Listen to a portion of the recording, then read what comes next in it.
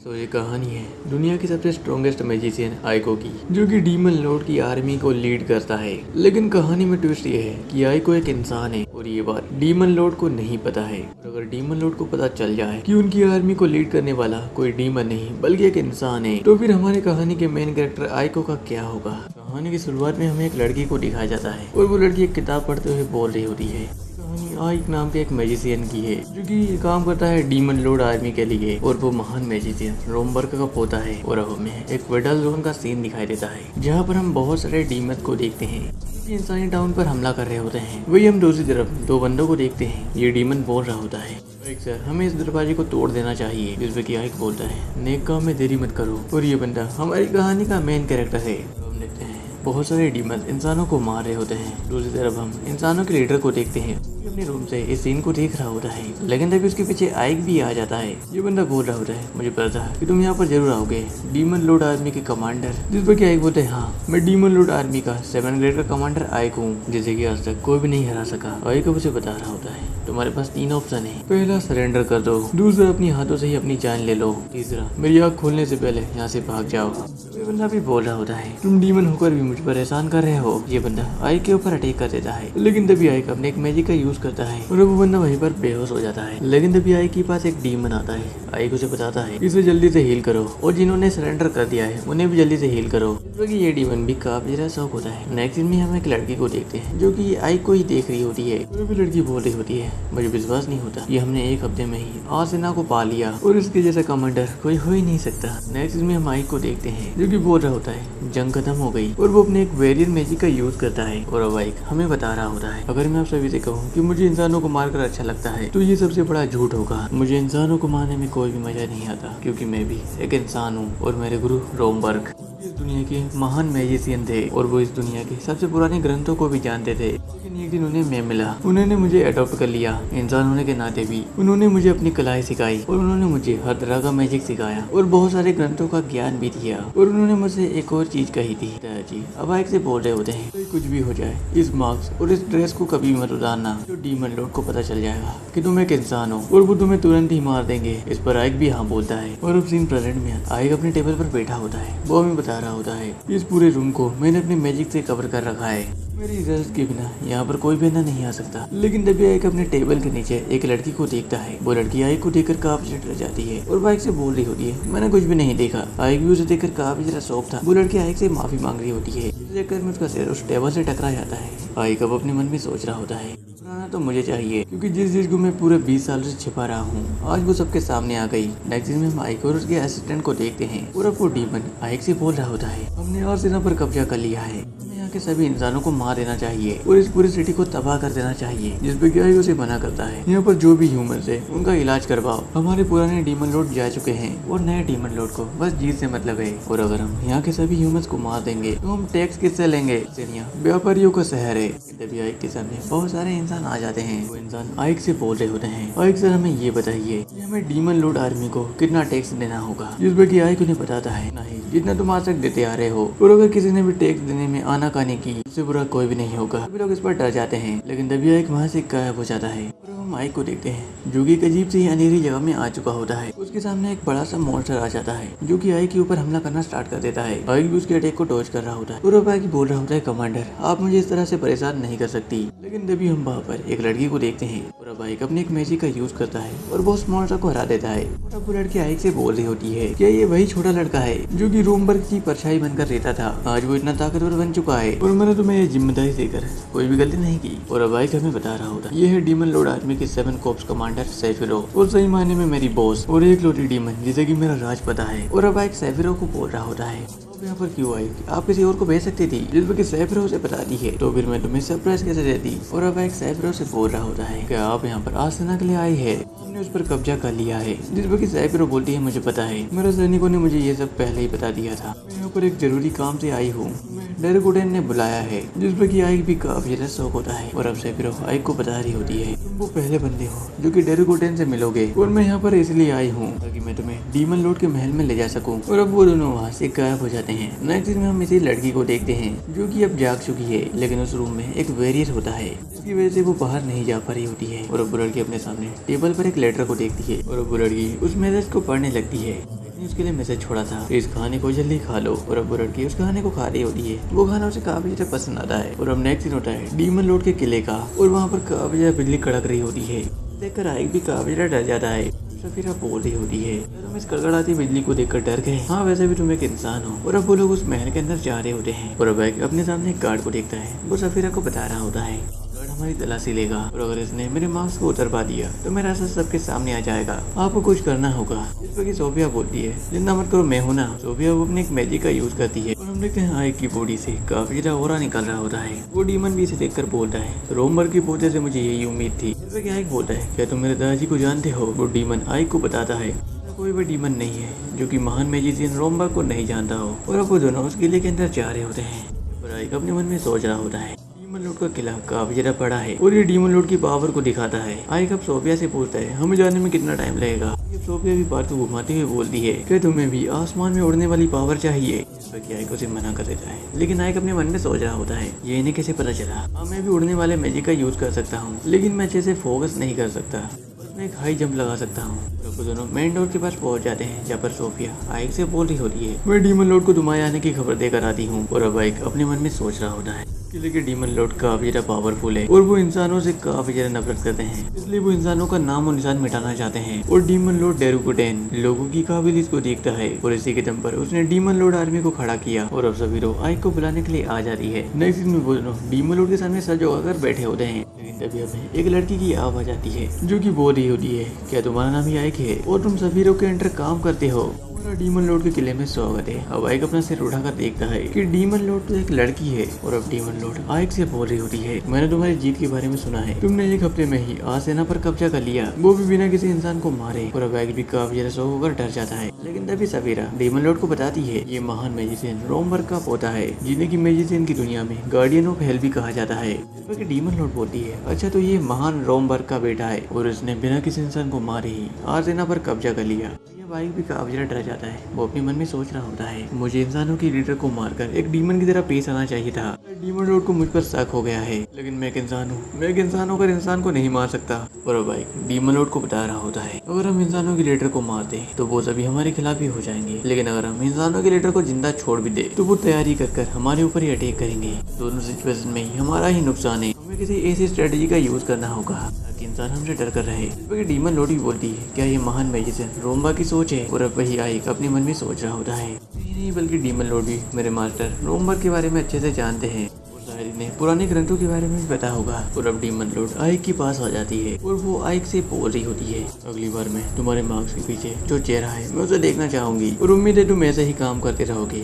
Demon Lord वहाँ से चली जाती है, लेकिन तभी आइक काफी ज्यादा घबरा कर बोल रहा होता है, मुझे लगा कि मेरा सच आज सबके सामने ही आ जाएगा। जिस पर सभी लोग आइक से बोल रही होती है, मैंने सोचा नहीं था कि तुम इतने डरपोक हो गए और डीमन लॉर्ड ने तुम्हें खुश होकर एक इनाम दिया है। आइक बोलता है, क्या एक इनाम? सभी लोग से बता दिए, तुम्हारी नजर में भले वो एक इनाम हो, लेकिन मेरी नजर में वो एक सजा से कम नहीं है। नेक्स्ट दिन में आइक अपने रूम में वापस आ जाता है और अब आइक उस लड़की को देखता है जो कि आराम से सो रही होती है। तभी आइक बोलता है, उठो। वो लड़की जाग जाती है और वो आइक से माफी मांग रही होती है कि मुझे मारना मत, और वो वहीं पर रोना शुरू कर देती है। जिस पर आइक बोलता है, चिंता मत करो, मैं तुम्हें नहीं मारूंगा, तुम्हें मेरा सच पता चल चुका है। जिस पर वो लड़की आइक से बोल रही होती है, मुझे माफ करना, मैंने कुछ भी नहीं देखा और मैं किसी को नहीं बताऊंगी। जिस पर आइक बोलता है, ठीक है, मेरी कुछ शर्तें हैं, यहाँ से बाहर नहीं जा सकती और तुम्हें मेरे लिए काम करना होगा, अगर तुम चाहो तो तुम मना कर सकती हो। लेकिन तभी वो लड़की आइक से चिपक जाती है और बोलती है, मुझे काम पर रखने के लिए शुक्रिया। आइक उसे दूर हटाकर बोल रहा होता है, वैसे तुम्हारा नाम क्या है? जिस पर वो लड़की बोलती है, मेरा नाम 13 है। आइक बोलता है, ये कैसा नाम है? वो लड़की उसे बता रही होती है, गुलामों को नंबर से बुलाया जाता है, लेकिन मेरी मम्मी मुझे 60 बुलाती थी। तो आइक बोलता है, ठीक है, मैं भी तुम्हें यहाँ से 60 ही बुलाऊंगा। नेक्स्ट में हम किसी दूसरी सिटी आइफिलिया को देखते हैं। सिटी की हालत काफी ज्यादा खराब होती है। वही पर हम आइक को भी देखते हैं और उसके पीछे उसका असिस्टेंट डीमन होता है। वो डीमन आइक से बोल रहा होता है, आइक सर, आप यहाँ के किंग हो, इसके लिए मुबारक। जिस वक्त आइक अपने मन में सोच रहा होता है, किंग, अब हमें पास्ट का सीन दिखाई दे रहा होता है पर आइक सफीरों से बोल रहा होता है, मुझे आइफिलिया ही क्यों मिला? जिस वक्त सफीरों से बताती है वो आर्सेनिया से काफी ज्यादा पास है और उस सिटी पर आए दिन काफी ज्यादा हमले होते रहते हैं और तुम्हें उस सिटी पर कब्जा करना है और वहाँ से आने वाले टैक्स को डबल करना है। और अब सीन प्रेजेंट में आता है जहाँ पर आइक सभी को बता रहा होता है, सबसे पहले हमें दीवारों की मरम्मत करनी होगी, यहाँ की दीवारें काफी ज्यादा कमजोर है, हम पर कभी भी हमला हो सकता है। और अब डीमन आइक को बताता है, इन चीजों के लिए मैं बेस्ट इंजीनियर और मजदूरों को लाऊंगा। आइक उसे पूछता है, इन दीवारों को बनाने में कितना टाइम लगेगा? जिस पर डीमन बताता है, पूरे 6 महीने। वो ये बाइक भी अपने मन में सोच रहा होता है 6 महीने तो काफी ज्यादा है, हम पर कभी भी अटैक हो सकता है। आई को नहीं पता है 1 महीना, मुझे 1 महीने में ये पूरी दीवारी कंप्लीट चाहिए और इसके लिए हम इंसानों को नहीं बल्कि डीमन को भी काम पर लगाएंगे। हम देखते हैं सभी डीमंस दीवार बनाने की तैयारी में लग जाते हैं। नेक्स्ट में हम देखते हैं बहुत सारे डीमंस एक पत्थर को रास्ते से हटाने की कोशिश कर रहे होते हैं, लेकिन वो उस पत्थर को नहीं हटा पा रहे होते हैं। एक बोलता है साइलेंट हो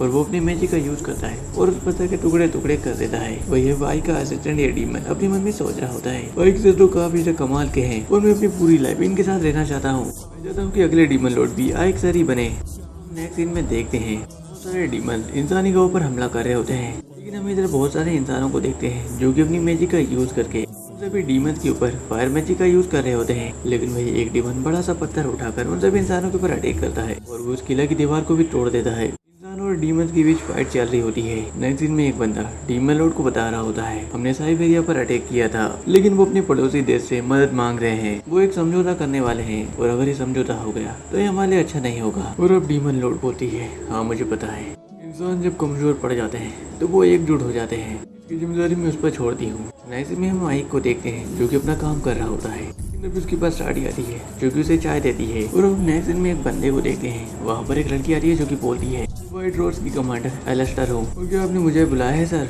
और अभी बंदा एलिस्टर से पूछता है क्या तुम्हें पता है कि तुम्हें यहाँ पर क्यों बुलाया गया है। जिस पर एलिस्टर बोलती है ये वाली इस पर कब्जा करने के लिए। ये बंदा उसे बता रहा होता है हमें हमारे देश को प्रोटेक्ट करना होगा और हमें पड़ोसी देश पर कब्जा करना होगा। उम्मीद है तुम प्लान को समझ गई होगी। और अब नेक्स्ट में हम उसी कैपिटल को देखते हैं जहाँ पर एक बंदा बोल रहा होता है अगर अपने पैसे डबल कर सकते हैं आपको बस बताना है कि ये बॉल कहाँ पर है। वहीं पर हम साटी को भी देखते हैं जो कि इस गेम को खेल रही होती है। साटी से पूछता है बताओ बॉल किसके अंदर है। साटी एक कप को चूज कर लेती है। वही अभी बंदा भी सोच रहा होता है अब तो मैं माला माल हो जाऊंगा। वो बंदा साटी से बोलता है तुम कितने पैसे लगाना चाहोगी। साटी बोलती है मेरे पास पैसा नहीं है। ये बंदा साटी से बोल रहा होता है तुम पैसे के मामले में गरीब हो तो तुम इस गेम को खेलने के लिए क्यों ही आई। लेकिन ये बंदा साटी को अपने डर की निगाहों से देख रहा होता है और वो साटी की 2 बड़ी बड़ी वजहों को देख रहा होता है। ये बंदा अपने डर के अंदाज में बोलता है अगर तुम्हारे पास पैसा नहीं है तुम कुछ और भी लगा सकती हो। लेकिन अचानक से वो सभी कप हवा में उड़ने लगते हैं। साटी बोलती है यहाँ पर तो कोई भी बॉल नहीं है। खड़े सभी लोग भी यही बोल रहे होते हैं क्या तुम हमें बेवकूफ बना रहे हो और हमारे पैसे वापस करो। वो लोग उस बंदे को मार रहे होते हैं,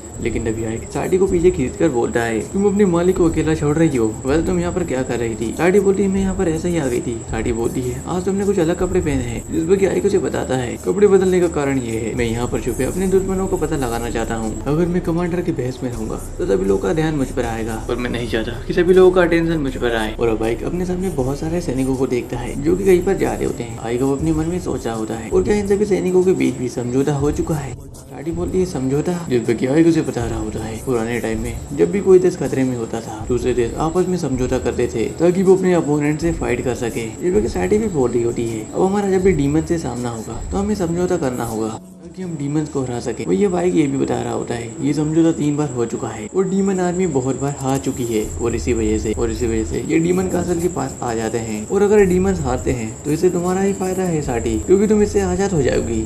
साटी आइक को बता रही होती है हाँ मैं आजाद तो हो जाऊंगी, लेकिन इंसानों की दुनिया में गुलाम के बच्चे गुलाम ही रहते हैं। मेरी हालत भी उन सभी बच्चों की तरह होगी जो कि पिंजरे में कैद है। और अब बाइक साटी को बता रहा होता है चिंता मत करो मना होता है तुम्हें कुछ भी नहीं होगा। और अब वो लोग वहाँ से जा रहे होते हैं, लेकिन तभी एक बंदे की आवाज आती है ये लड़की वहीं पर रुको। अब वहाँ पर उसी बंदे को देखते हैं और वो बंदा अपने साथ एक बड़े बंदे को लाया होता है। और अभी बंदा साटी से बोल रहा होता है तुम्हारी वजह से मेरा बहुत ही ज्यादा नुकसान हो गया, जल्दी से मुझे पैसा दो नहीं तो अपने आप को मेरे हवाले करो। वो अपने डर की निगाहों से साटी को देख रहा होता है, लेकिन तभी आइक बोलता है यहाँ पर कोई नहीं तो दूसरा ऑप्शन ठीक है। और अब आइक अपने मैजिकल बॉन्ड को निकालता है और अपने एक मैजिक स्पेल को कास्ट करता है और उस बड़े बंदे के पैर को बर्फ से जमा देता है और अपने आइस स्पेस का यूज करता है।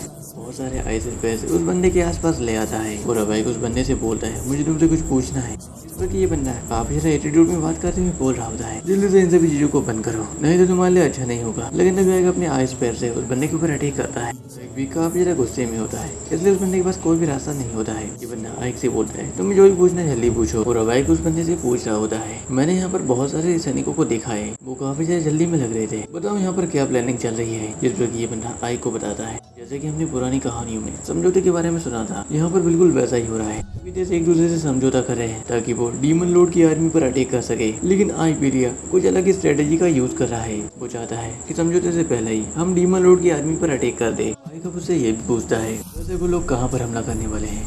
तो ये बंदा आइक को बताता है वो लोग आइबेरिया पर अटैक करेंगे। वहाँ की दीवारें काफी ज्यादा कमजोर है और सैनिक भी कुछ काम के नहीं है। और अब आइक और साड़ी वहाँ से चले जाते हैं। इवन आइक से बोल रहा होता है हमें यहाँ से फ्री तो कर दो।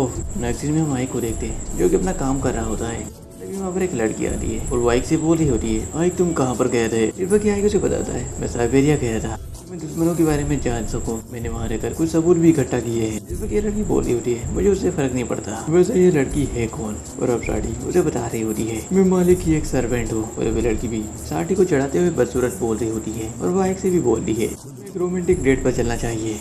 साड़ी उस लड़की से बोल रही होती है मालिक अब थक चुके हैं तो उन्हें आराम करना चाहिए। जिस पर डीमन भी बोल रही होती है सुनो लड़की हम दोनों के बीच में आने की कोशिश मत करना। उन दोनों की ऐसे ही बहस चल रही होती है और वो दोनों फाइट करना स्टार्ट कर देते हैं। और अब नेक्स्ट सीन होता है आइपीलिया के बाहर का जहाँ पर हम बहुत सारे सैनिकों को देखते हैं जो कि आइपीलिया पर अटैक करने के लिए तैयार होते हैं। और अब दो सोल्जर आपस में बातचीत कर रहे होते हैं। यहाँ पर तो कोई भी सोल्जर नहीं है तो वो दीवार बनाने के अलावा कुछ भी नहीं कर सकते। और अभी बंदा एलिस्टर से बोल रहा होता है हम हमला करने के लिए तैयार है। और एलिस्टर भी उन्हें हमले करने का ऑर्डर देती है। लेकिन तभी जमीन के अंदर से डेड सोल्जर्स बाहर निकलने लगते हैं। वो इन सभी सोल्जर्स पर हमला कर देते हैं। ये बंदा अपने सभी सोल्जर्स को बता रहा होता है हम इस डेड आर्मी से नहीं जीत सकते। लेकिन तभी उसके ऊपर एरो से अटैक होता है। देखते हैं ऊपर की दीवार से बहुत सारे डीमंस उनके ऊपर एरो से अटैक कर रहे होते हैं। सभी सोल्जर्स भी बोल रहे होते हैं हमारे ऊपर हमला हुआ है। इधर दूसरे डीमंस ने भी सोल्जर्स को मारना शुरू कर दिया था और वो सभी सोल्जर अब वहाँ से भाग जाते हैं। लेकिन वही हम उस दीवार के ऊपर आइक और उसके असिस्टेंट को देखते हैं। ये डीमन आइक से बोल रहा होता है अगर आपने साइबेरिया जाकर चीजों को पता नहीं लगाया होता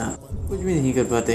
तभी पीछे से कोई बंदा अपने एरो से आइक के ऊपर अटैक करता है और वो तीर जाकर आइक को लगता है। आइक वहीं पर बेहोश हो जाता है। नेक्स्ट सीन होता है साइबेरिया कैपिटल का जहाँ पर ये सोल्जर अपने बॉस को बता रहा होता है व्हाइट रोज एलिस्टर हार गई और वो जंग को छोड़कर वापस आ गई। जिसमें की बॉस बोल रहा होता है ये सब नहीं हो सकता। ये सोल्जर बॉस को बता रहा होता है आर्मी ने हमारे ऊपर छिप कर हमला किया और वो इस हमले के लिए पहले से ही तैयार थे। और अभी बॉस उस बंदे को बता रहे होते हैं इस टीम के लीडर शायद एलिस्टर थी उसे जल्दी से अरेस्ट कर लो।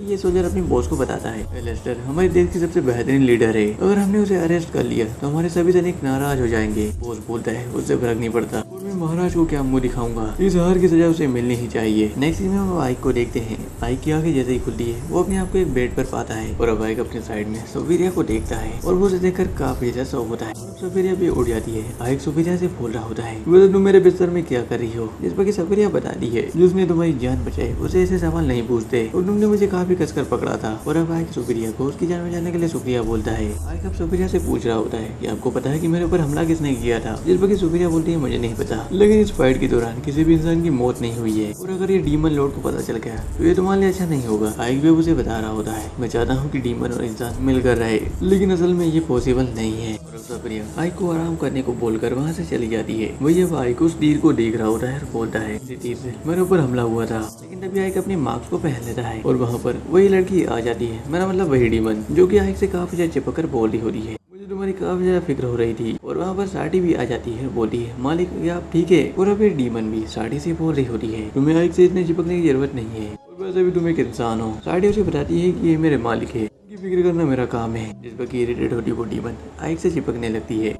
दोनों वहीं पर फाइट करना स्टार्ट कर देते हैं। लेकिन तभी वही बंदा उस डीमन को दरवाजे से बाहर फेंक देता है। हम देखते हैं ये बंदा और कोई नहीं बल्कि आइक का असिस्टेंट होता है। वो डीमन भी उसे चिल्लाकर बोल रही होती है जल्दी से दरवाजा खोल नहीं तो मुझसे बुरा कोई भी नहीं होगा। और अब साड़ी भी उस डीमन से बोल रही होती है तुमने बहुत ही अच्छा काम किया मिस्टर बदसूरत। जिस पर आइक बोलता है चिंता मत करो तुम इतने बदसूरत नहीं हो। और अब आइक अपने असिस्टेंट से बोल रहा होता है मेरे पास तुम्हारे लिए एक काम है तुम्हें पता लगाना है कि व्हाइट रोज एलिस्टर को कहाँ पर रखा गया है।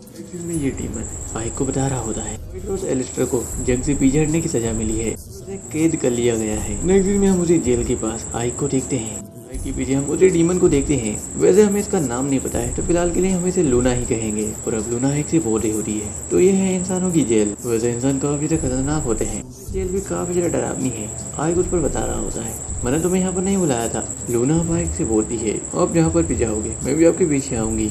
पिछली बार उस बदसूरत लड़की को हमारे बीच में ले आए थे जिस पर आइक उसे बताता है अगर तुम्हें मेरे साथ रहना है तो अपना मुंह बंद करो। वो लड़की भी इस पर मान जाती है और वो दोनों अपने सामने उस जेल के पास दो गार्ड को देखते हैं। आइक भी अब लूना को बता रहा होता है बहुत ही शांति से अंदर जाकर बाहर आना चाहता हूँ। जिस पर लूना भी उसकी बात को समझते हुए उस गार्ड को बहुत ही शांति से दिखाने लगा देती है। आइक भी सोचा होता है मुझे पता है कि ये लड़की ऐसा ही करेगी। और वो दोनों उस जेल के अंदर आ जाते हैं। आइक अब लूना से बोल रहा होता है यहाँ पर तो बहुत सारे कमरे हैं तो एलिस्टर का कमरा कौन सा होगा। लूना बोलती होती है ये मुझ पर छोड़ दीजिए। हम कहते हैं लूना ने एक गार्ड को काफी ज्यादा पीटा होता है और उसने रोज के रूम की चाबी भी ले ली होती है। लूना बाइक को बता रही होती है इस गार्ड ने कहा था कि वो यहाँ के टॉप फ्लोर पर है और वो दोनों टॉप फ्लोर पर ही जा रहे होते हैं, लेकिन अभी उनके पीछे बहुत सारे गार्ड आ जाते हैं। लूना बाइक से बोल रही होती है ये काम अब मुझ पर छोड़ दो। वो ऊपर की तरफ जा रहा होता है, लेकिन वो लूना को देखता है जो कि उन सभी गार्ड को ठिकाने लगा रही होती है। तब नेक्स्ट सीन में आइक भी रोज के रूम में पहुंच जाता है। यहाँ पर वो देखता है उस रूम में तो कोई भी नहीं है, लेकिन तभी एलेस्टर आइको के ऊपर अटैक कर देती है। आइक उसके अटैक को डॉज करता है, अपने एक अटैक से नीचे जमीन पर गिरा देता है और अब आइको रोज से पूछ रहा होता है हमारी पिछली फाइट के दौरान क्या तुमने किसी को मुझे मारने के लिए हायर किया था क्या, या फिर कोई एपेलिया के अंदर ही है जो कि मुझे मारना चाहता है। जिस पर कि रोज भी काफी ज्यादा शौक होकर बोल रही होती है क्या तुम सच में एक डीमन ही हो ना। लेकिन तभी नीचे बहुत सारे गार्ड की आवाजें आ रही होती है। इधर रोज ने भी आइको के गले पर अपना चाकू रख दिया होता है और वो उससे बोलती है सच बताओ कि तुम एक इंसान ही हो ना। उसी जेल का सीन दिखाई देता है जहाँ पर सभी सोल्जर एलेस्टर के रूम में आ रहे होते हैं। वही हम एलेस्टर को देखते हैं, इसका चाकू आइक के गले पर होता है। एलेस्टर अब आइक से पूछ रही होती है सच बताओ तुम एक इंसान ही हो ना और भागने की कोशिश मत करना। हम देखते हैं वो सभी सोल्जर्स भी एलेस्टर के रूम में आ रहे होते हैं और अब आइक बोलता है मुझे भागने की जरूरत नहीं है, मेरा मैजिक ही काफी है। आइक अपने एक मैजिक का यूज करता है। एलेस्टर भी इस पर काफी ज्यादा शौक थी। अपने मन में सोच रही होती है ऐसा लग रहा है मानो टाइम रुक गया हो। बाइक उस जेल से बाहर आता है। वो उन सभी वॉरियर से बोल रहा होता है अपनी जगह पर ही रहना, तुम सभी मारे जाओगे। अब आइक अपने एक मैजिक का यूज करता है और वो उन सभी को ग्राउंड फ्लोर पर फेंक देता है। कोई हम देखते हैं एक ह्यूमन आइक के ऊपर अटैक कर देता है। आइक उसके अटैक को डॉज करते हुए अपने एक स्पेल का यूज करता है और उसे नीचे गिरा देता है, लेकिन वो अपनी मैजिक की हेल्प से उसे चोट नहीं लगने देता। इधर एलेस्टर भी काफी ऐसा शौक थी, मारने की बजाय बचा लिया। देखते हैं एलिस्टर भी नीचे की तरफ गिर रही होती है, लेकिन तभी आइको आकर उसे बचा लेता है। एलिस्टर अपने आप को आइको से दूर करके बोल रही होती है सच बताओ तुम हो कौन। जिस पर आइको बोलता है मैंने तुम्हें अपना नाम नहीं बताया, मैं डीमन लॉर्ड आर्मी के 7 ग्रेड का कमांडर आइको हूँ। और अब एलिस्टर भी बोल रही होती है तुम तो वही कमांडर हो आज तक नहीं आ रहे और तुमने आइवेलिया सिटी को भी बचाया था। जिस पर आइको अब एलिस्टर से बोल रहा होता है मुझे तुमसे एक सवाल पूछना है, क्या आइवेलिया में फाइट के टाइम क्या तुमने मुझे मारने के लिए किसी असैसिन को हायर किया था क्या। जिस पर एलिस्टर बोलती है मैं तुम जैसे से बात नहीं करती, अगर तुम्हें मुझे मारना है तो मार दो। सोच रहा होता है मुझे पता था कि ऐसा ही होगा। और अब आइको एलिस्टर के पास आता है, अपने माइंड रीडिंग मैजिक का यूज करता है और वो उसके माइंड को रीड कर रहा होता है। लेकिन तभी वहाँ पर लूना भी आ जाती है जो कि आइको रोज को देख लेती है। वो आइको काफी चिल्लाकर बोल रही होती है कि आप ये सब करने के लिए यहाँ पर आए थे और आपको मुझ जैसी सुंदर लड़की पर ध्यान देना चाहिए किस इंसान पर। और अब आइक का काम भी खत्म हो जाता है और लूना भी आइक से बोल रही होती है हमें एक डेट पर जाना चाहिए, जिस पर कि आइक उसे मना कर देता है। आइक और लूना वहाँ से जा रहे होते हैं, लेकिन तभी रोज उसे रोकती है और बोलती है तुम मेरी हार पर हंसने के लिए आए थे। जिस पर कि आइक उसे बताता है मुझे अपने सवाल का जवाब मिल चुका है, मुझे मारने में तुम्हारा कोई भी हाथ नहीं था, वैसे तुम एक अच्छी लड़की हो। मुझे रोज भी सोच रही होती है इसे कैसे पता चला। और अब आइक जाते जाते रोज से बोल रहा होता है तुम एक अच्छी लड़की हो, कभी हार मत मानना। जिस पर काफी ज्यादा शौक होती है और अब हमें इस डीमन का नाम पता चलता है, इसका नाम है लिलिथ। लिलिथ अब आइक से बोल रही होती है हम दोनों अकेले हैं तो हमें कहीं पर घूमने जाना चाहिए। आइक उसे मना करते हुए बोलता है तुम्हें अपने घर जाना चाहिए, जिस पर लिलिथ उसे मना कर देती है।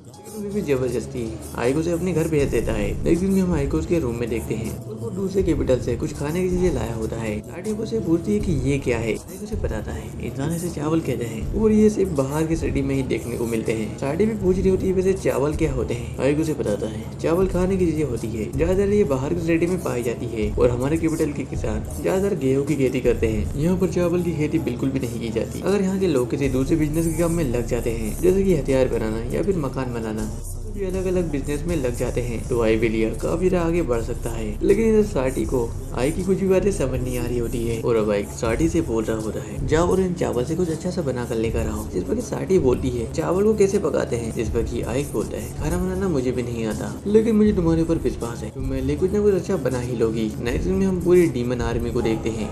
आइक का असिस्टेंट आइक से बोल रहा होता है मैंने यहाँ पर पूरी डीमन आर्मी को बुला लिया है और अब क्या करना है। और अब आइक बोल रहा होता है तुम्हें जल्दी ही पता चल जाएगा। और अब आइक अपने मन में सोच रहा होता है मेरे ऊपर किसी दुश्मन ने हमला किया था, लेकिन वो हमला रोज ने नहीं करवाया था, तो शायद मेरी आर्मी में ही कोई धोखेबाज होगा। और अब आइक वहाँ पर सभी के माइंड को रीड करने लगता है और वो अपने असिस्टेंट के माइंड को भी रीड कर रहा होता है। उसका असिस्टेंट उसकी काफी ज्यादा तारीफ भी कर रहा होता है, लेकिन तभी आइक एक गोब्लिन के माइंड को रीड कर रहा था। बोल रहा होता है की तो इन्हें पता चल जाएगा। लेकिन तभी आइक गायब होकर उस गोब्लिन के पास आ जाता है। क्या तुम ही हो वो धोखेबाज। और अब नेक्स्ट होता है किसी और जगह का। सफीरा बोल रही होती है मुझे तो विश्वास ही नहीं होता मुझसे मिलने के लिए यहाँ पर आए हो, क्या तुम जल्दी में हो क्या? इस पर क्या एक बोलता है, मैं इंतजार कर सकता हूँ। लेकिन तभी सफीरो बोलती है, क्या तुम्हारी आर्मी में कोई धोखेबाज है क्या? तो क्या एक बोलता है, वो तुम्हें कैसे पता चला? पूरा बाइक सफीरो को बता रहा होता है 7 ग्रेड कोर्प्स का वाइस कमांडर, एक आग वाला गोबलिन जिसका नाम चेज है, उसने ये सब किया था। सफीरो से बोल रहा होता है, चेज हमारा काफी पुराना वॉरियर है और वो काफी समझदार भी है, और अब हमें क्या करना चाहिए? इस पर सफीरो से बताती है, चेज ने गलती की है तो उसे इसकी सजा भी मिलेगी। नेक्स्ट सीन में हम चेज को देखते हैं, गोबलिन से बोल रहा होता है, क्या तुमने ठीक से निशाना लगाया था? वो गोबलिन से बताता है, वो तीर बिल्कुल उनके चेस्ट के आर पार हो गया था। चेज भी अपने मन में सोचा होता है, आखिरकार वो जिंदा कैसे बचा? तो वहाँ पर एक और गोबलिन आता है जो कि बोल रहा होता है, अब मैं यहाँ पर नहीं रह सकता क्योंकि डीमन लॉर्ड की आर्मी को मुझ पर शक हो गया है। लेकिन तभी वहाँ पर एक और डीमन आता है जो कि चेज से बोल रहा होता है, आइक सर तुमसे मिलने के लिए आए हैं। और अब चेज आइक के पास जाकर बोलता है, आप यहाँ पर? जिस पर क्या है उसे बताता है, मैं बस यहाँ से निकल रहा था तो मैंने सोचा कि मैं तुमसे मिल लूँ। बोलता है, क्या आप अकेले आए हैं? जिस पर क्या बोलते हैं, हाँ, लेकिन तुम अपनी पूरी आर्मी के साथ आए हो। जिस पर चेज उसे बताता है, ये मेरा इलाका है, मैं यहाँ पर कुछ भी करूँ, आपको उससे क्या? और मैंने सुना था कि आपके ऊपर हमला हुआ था और आप डीमन लॉर्ड आर्मी के कमांडर है, आप इतने लापरवाह कैसे हो सकते हैं?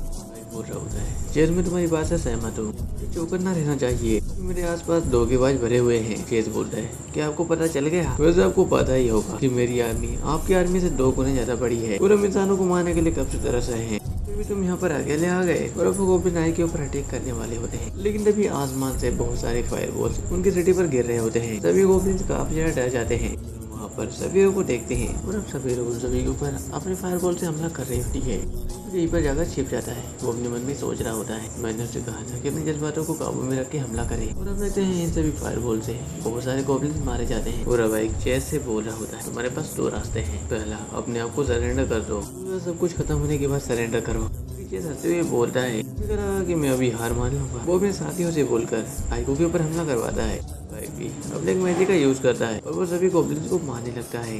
कुछ गोबलिन बोल रहे होते हैं, चेज यहाँ से भाग चुका है। जब हम चेज को देखते हैं जो कि अपने मन में सोच रहा होता है, मैं इसलिए तो यहाँ पर लाया था ताकि मैं यहाँ से भाग सकूँ। चेज को जो कि टेलीपोर्टेशन का यूज करता है, सीधे जंगल में आ जाता है और अब चेज अपने मन में सोच रहा होता है। और अब चेज वहाँ से जा रहा होता है, तभी उसके पास एक फायरबॉल आती है। चेज उसे देखकर काफी ज्यादा डर जाता है। आइको से बोलता है, इतनी जल्दी क्या है? और अब चेज आइको से बोल रहा होता है, इस रास्ते के बारे में तो मुझे ही पता है, तुम्हें कैसे पता चला? तो क्या आइको से बताता है, तुम्हें पता नहीं लेकिन तुम्हारा कोई पीछा कर रहा था। वो अपने सामने एक वाक्य को देखता है, उसे तुरंत ही मार देता है। आइक के ऊपर हमला कर देता है, लेकिन आइक अपने एक मैजिक स्पेल से उसके अटैक को डॉज करता है। जब वहाँ से भागने की कोशिश कर रहा होता है, लेकिन आइक अपने मैजिक से उसे पेड़ से बांध देता है। और अब चेज आइक से बोल रहा होता है, अब मुझे पता चल गया कि सभी डीमंस तुम्हें महान मैजिशियन क्यों बुलाते हैं, और आज मैंने देख लिया कि तुम कभी भी नहीं हारते।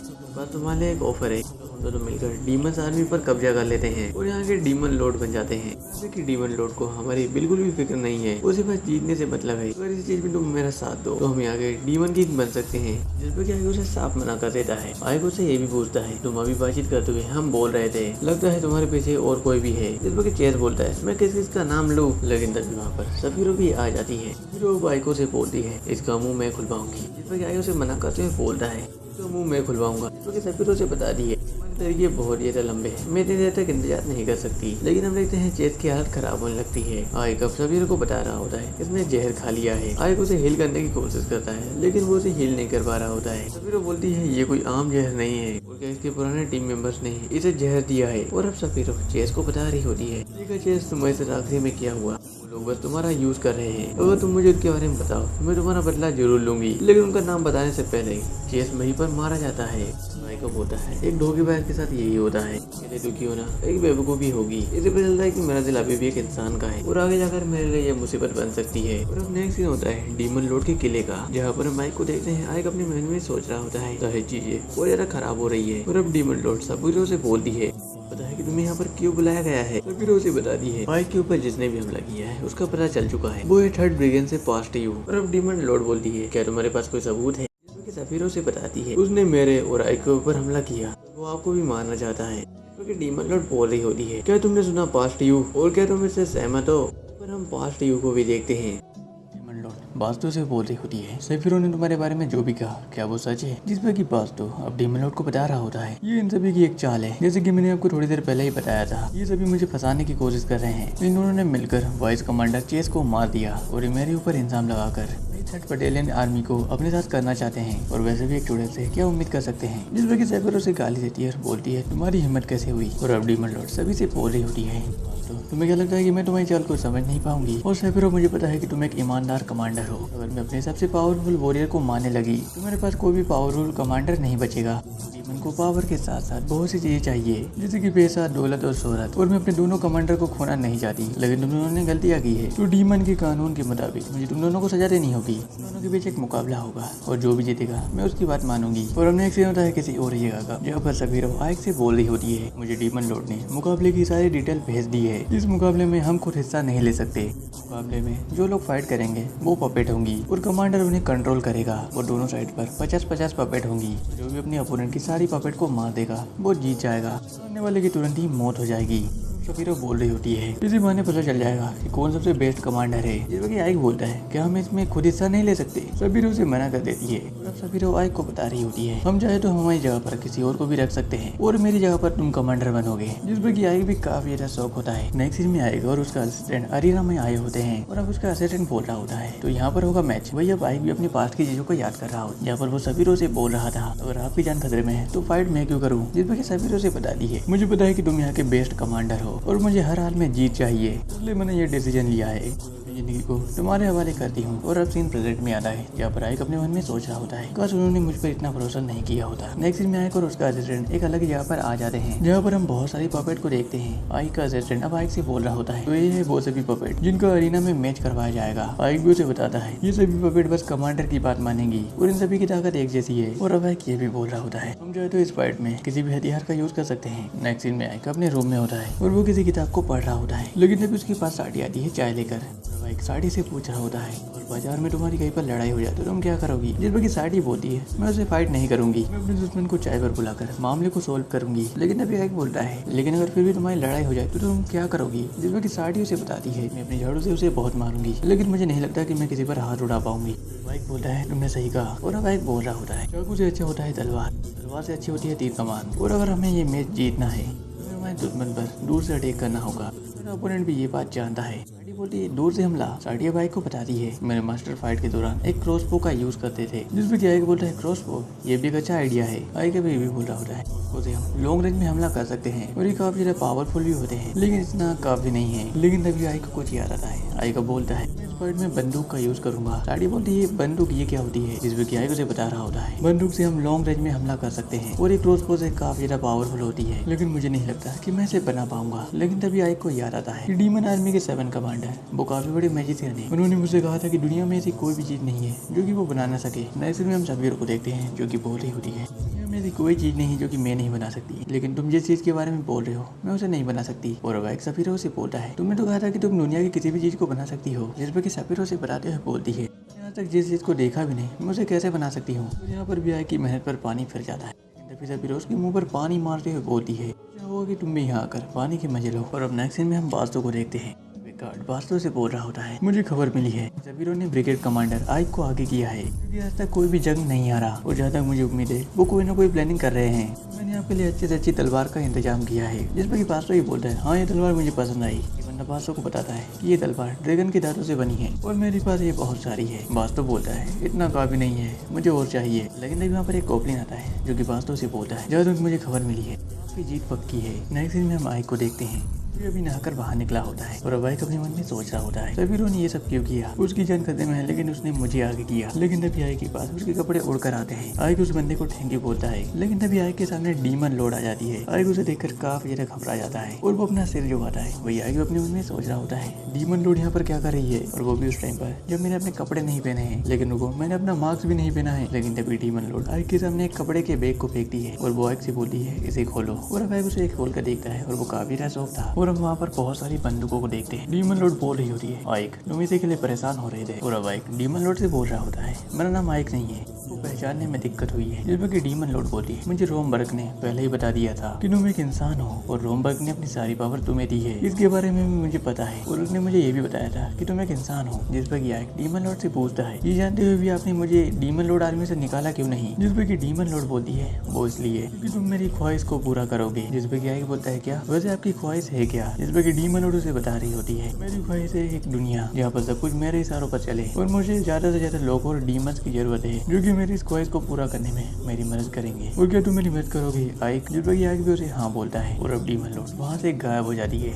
नेक्स्ट सीन में आइक और सबीरो को देखते हैं। सबीरो बोल रही होती है, अच्छा ये है बंदूक। और अब आइक सबीरो से बोल रहा होता है, वैसे मैंने जो तुम्हें काम दिया था क्या वो तुमने पूरा कर लिया है? जिस पर कि सबीरो हाँ बोलती है, मैंने वो गोलियां बना ली है। लेकिन सबीरो ने बंदूक की गोलियां काफी ज्यादा बड़ी बना ली होती है। आइक उसे मना करता है और बोलता है, इतनी बड़ी गोलियां बंदूक में नहीं आएंगी, हमें बंदूक के साइज बराबर की गोलियां चाहिए। जिस पर कि सबीरो से बताती है, मैं छोटी छोटी चीजें करूंगी पर इसके उन पर काफी ज्यादा फर्क पड़ेगा। और अब आइक भी अपने मन में सोच रहा होता है, अबे जान मेरी नहीं तेरी जाने वाली है। लेकिन तभी वहाँ पर दीवार तोड़कर कोई आता है। वहाँ पर हम एक डीमन को देखते हैं जो कि आइक से बोल रही होती है, आपने हमें जो बनाने के लिए दिया था हमने वो बना लिया है। और फिर डीमन आइक से बोल रही होती है, इस पर विश्वास बिल्कुल भी नहीं हो रहा। और अब डीमन आइक से बोल रही होती है, लेकिन मुझे समझ नहीं आया कि आपको ये क्यों चाहिए? क्या चारकोल और सल्फर को मिलाने पर ब्लास्ट होता है? जिस पर आइक बोलते हैं, हाँ इसे गन पाउडर भी कहते हैं। और वो आइक कमांडर से गोलियां मांगता है और बोलता है इससे काम हो जाएगा। और कमांडर ऐसे ही मुझे 500 गोलियां चाहिए। जिस पर सबीरो बोलती है, तुमसे पहले भी कहा है अगर मैं छोटी मोटी चीजें करूंगी तो मेरी स्किन पर काफी ज्यादा फर्क पड़ेगा। और कमांडर वहां से चली जाती है। ये बाइक अपने सामने उस लड़की से बोलता है कि तुम मेरे लिए गन पाउडर और गोलियां बना सकती हो? जिस पर वो लड़की भी हाँ बोलती है। और अब नेक्स्ट सीन होता है अगले दिन का, जहाँ पर हम अरीना में देखते हैं बहुत सारे डीमंस इस फाइट के लिए काफी ज्यादा एक्साइटेड होते हैं। इधर हम आइक की टीम और बास्तों की टीम को भी देखते हैं। इधर हम डीमन लॉर्ड को भी देखते हैं जो कि इस फाइट को ऊपर से देखेंगी। वही अब बास्तों भी आइक से बोल रहा होता है, क्या तुम इस फाइट में बस शील्ड का यूज करोगे? और वैसे सबीरो कहाँ पर है? क्या उसने पहले ही हार मान ली है?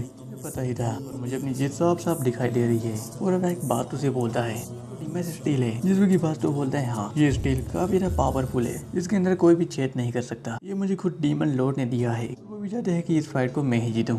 आइक भी अपने मन में सोच रहा होता है, क्या डीमन लॉर्ड चाहती है कि ये फाइट बराबरी की हो। और अब एक डीमन सभी को बता रहा होता है, आज की फाइट 3rd ब्रिगेड के कमांडर बास्तो और 7th ग्रेड के कमांडर सबीरो के बीच होगी और दोनों ही अपनी अपनी पपेट की लीडरशिप करेंगे। और जो हारेगा उसे आज मौत की सजा दी जाएगी। और अब उन दोनों की पपेट के बीच फाइट स्टार्ट हो जाती है।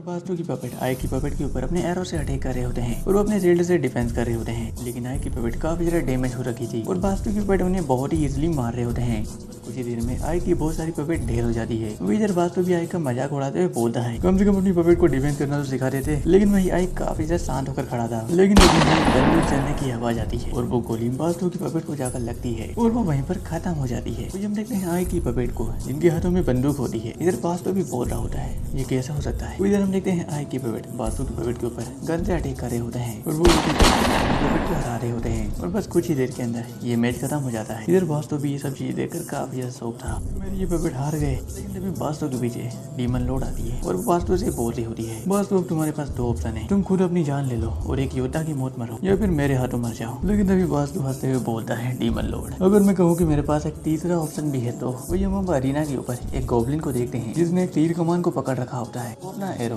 डीमन लॉर्ड के ऊपर फायर कर देता है। इधर आइक भी डीमन लॉर्ड को अलर्ट होने के लिए बोलता है, लेकिन वो एरो डीमन लॉर्ड ने पकड़ लिया होता है। लेकिन हम देखते हैं उस एरो में एक बॉम्ब लगा होता है, वो बॉम्ब वहीं पर ब्लास्ट हो जाता है। पूरे से करते करते वहाँ पर काफी ज्यादा ब्लास्ट हो रहे होते हैं। हम देखते हैं बहुत सारे डेड सोल्जर्स ने अरीना के ऊपर हमला कर दिया। बास्तु भी सभी को बताते हुए बोल रहा होता है, और से मैं हूँ तुम्हारा नया डीमन लॉर्ड, और से मैं हूँ तुम्हारा नया डीमन लॉर्ड। और इसी के साथ हमारे पार्ट 1 का यहीं पर एंड होता है। और आपको वीडियो पसंद आई हो तो वीडियो को लाइक और चैनल को सब्सक्राइब भी कर देना। पार्ट 2 देखना चाह रहे हो तो कमेंट करो और डिस्क्रिप्शन में हमारे 2nd चैनल की लिंक है, जाकर उन्हें भी सब्सक्राइब कर लेना और इस वीडियो पर एक प्यारा सा कमेंट भी कर देना।